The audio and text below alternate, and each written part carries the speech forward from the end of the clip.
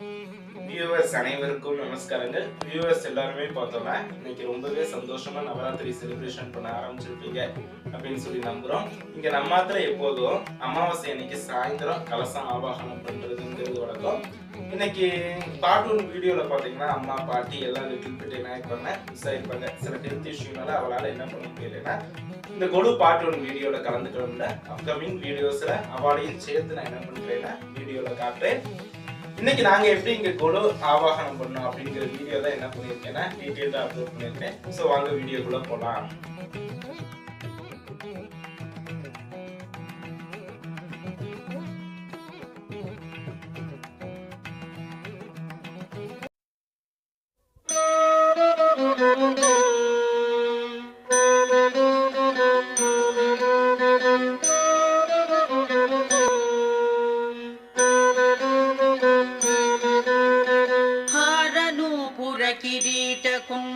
विभूषितावयवशोभिनीं कारणेश वरमौलिकोटिपरिकल्प्यमानपदपीठिकां कालकालफणिपाशबाणधनुरङ्कुशामरुणमेखलां फालभूतिलकलोचनां मनसि भावयामि परदेवताम्।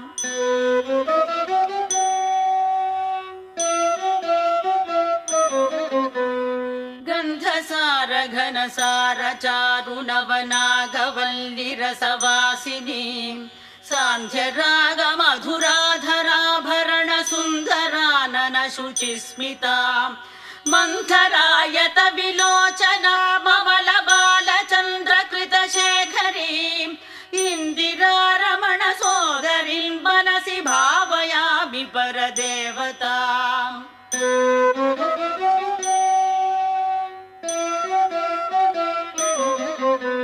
स्मेरचारुमुखमण्डला विमलगण्डलं विमणिमण्डला हारदाम परिशोभमानकुचभारभीरुतनुमध्यमां वीरगर्वहरनूपुरां विविधकारणेशवरपीठिकां मारवैरिसहचारिणीं मनसि भावयामि परदेवताम्।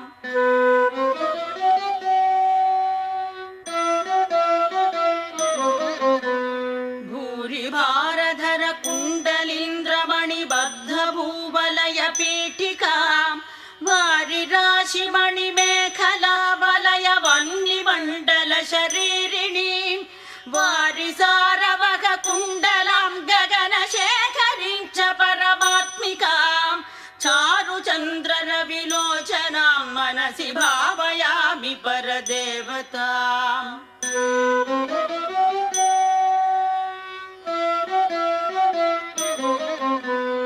कुण्डलत्रिविध कोणमण्डल विहार षड्दल समुल्लसत् पुण्डरीकमुखभेदिनीं तरुणचण्डभानुतडिदुज्ज्वलां मण्डलेन्दु परिवाहितामृततरङ्गिणीं मरुणरूपिणीं मण्डलान्तमणिदीपिकां मनसि भावयामि परदेवताम्।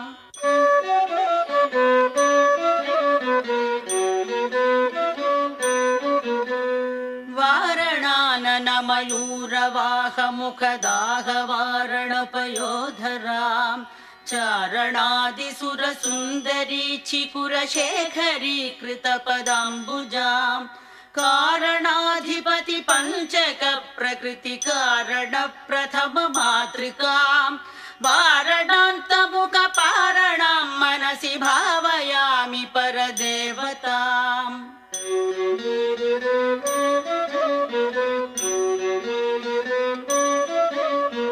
पद्मकान्तिपदपाणिपल्लवपयोधरानन सरोरुहां पद्मरागमणिमेखलावलयनी विशोभितनितम्बिनीं पद्मसम्भव सदाशिवान्तमय पञ्चरत्नपदपीठिकां पद्मिनीं प्रणवरूपिणीं मनसि भावयामि परदेवताम्।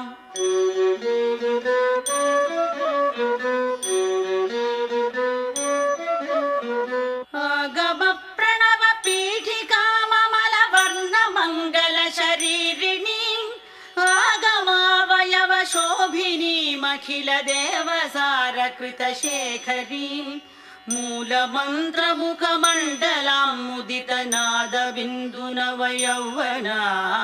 मातृकां त्रिपुर सुन्दरीं मनसि भावयामि परदेवताम्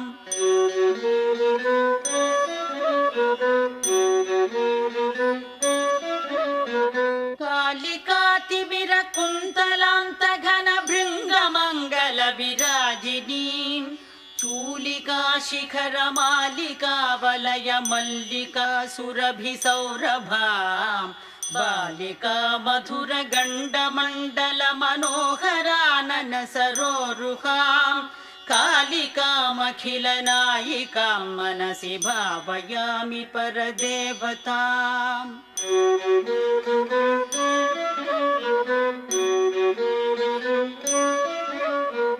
नित्यमेव नियमेन जल्पतां भुक्ति मुक्ति फलदामभीष्टदां शङ्करेण रचितां सदा जपेन्नाम रत्नवर रत्नमालिकाम्